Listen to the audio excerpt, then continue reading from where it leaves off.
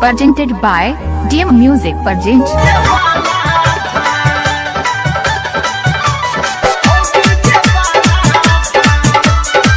माँ Gayatri recording studio DJ Nunu Kumar. हमारो घाट पे तो हमारा कहरी लगाए हो डीजे वाला भाई। हमारो घाट पे तो हमारा कहरी लगाए हो डीजे वाला भाई।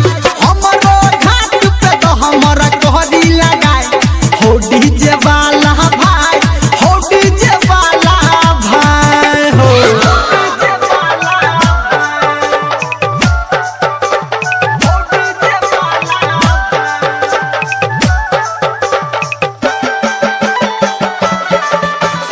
डीजे सुमित सतीश रईमा 500 रुपया देने दिया चंदा। देने दिया चंदा हो देने दिया चंदा। 500 रुपया देने दिया चंदा। ऑपरेटर के तोरा बजाए हो डीजे वाला भाई। हमरो घाट पे तो हमारा कहरी लगाए हो डीजे वाला भाई। हमरो घाट पे तो हमारा कहरी लगाए हो डीजे वाला भाई। हो डीजे वाला भाई बुझलो हो।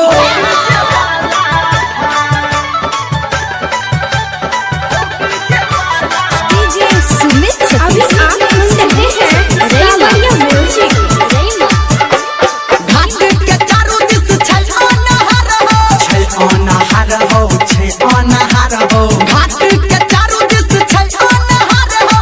दै छै न किछो देखाय DJ हो नुनु डीजे कुमार। वाला भाई। हमरो घाट पे तो हमारा कहरी लगाए हो डीजे वाला भाई।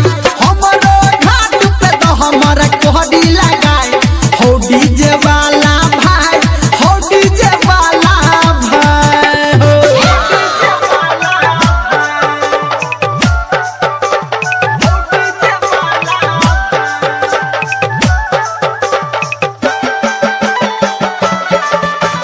डीजे सुमित सतीश रईमा राइटर सनी संगे तोरा कहनी रमलिया। कहनी रमलिया धर्मेंद्र नी रमलिया।